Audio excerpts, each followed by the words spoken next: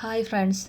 കുറച്ച് മുന്നേ news scroll ചെയ്യുന്നതിൻ്റെ ഇടയിൽ വളരെ സങ്കടകരമായ ഒരു വാർത്ത കാണാൻ ഇട വന്നു.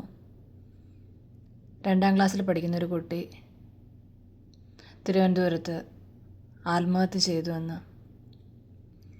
എന്താണ് നമ്മുടെ കുഞ്ഞുങ്ങൾക്ക് സംഭവിച്ചുകൊണ്ടിരിക്കുന്നത്? മാതാപിതാക്കൾക്ക് അവരോടൊപ്പം സ്പെൻഡ് ചെയ്യാൻ സമയം കിട്ടാത്തതാണോ?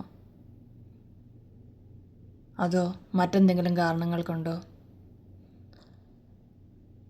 രാവിലെ അവരെ ഒരുക്കി സ്കൂളിൽ വിടുന്നത് മുതൽ തിരിച്ചവർ എത്തുന്നത് വരെയുള്ള ആ നിമിഷങ്ങൾ ഓരോ പേരൻറ്റിനും കാത്തിരിപ്പിൻ്റെ നിമിഷങ്ങളാണ്. അവർ വരുന്നതും നോക്കി വാതിൽക്കൽ കാത്തിരിക്കുന്ന ഓരോ അച്ഛൻ്റെയും അമ്മയുടെയും മനസ്സിൽ കടന്നു പോകുന്ന ചിന്തകൾ ഒത്തിരിയേറെയാണ്. അതിനിടയിൽ കുട്ടികൾ ഇതുപോലൊക്കെ കാണിക്കുമ്പോൾ അവരുടെ മനസ്സെത്രമാത്രം നോവുന്നുണ്ടായിരിക്കും. ഒരമ്മയായ എനിക്കും അത് മനസ്സിലാകും. ഇങ്ങനെയൊരു വാർത്ത കാണാൻ ഇടവന്നപ്പോൾ, കൂട്ടുകാരുമായി ഷെയർ ചെയ്യാൻ ഇടവന്നപ്പോൾ അവരും പറഞ്ഞ കാര്യങ്ങളൊക്കെയും ഇതുതന്നെയാണ്.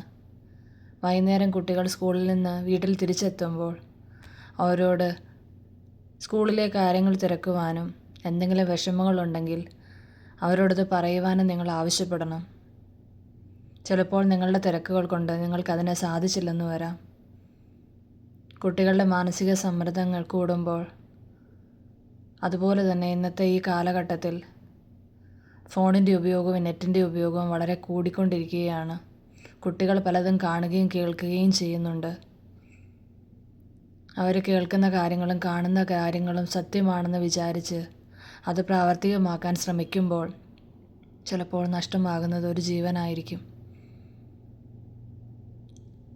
നാളെ പിടയുന്നൊരു ഹൃദയത്തോടെ അവരെ ഓർത്ത് വേദനിക്കാതിരിക്കാൻ വേണ്ടി അവർക്കൊപ്പം സമയം ചെലവഴിക്കുവാനും അവരുടെ കാര്യങ്ങൾ തിരക്കുവാനും സമയം കണ്ടെത്തുമല്ലോ.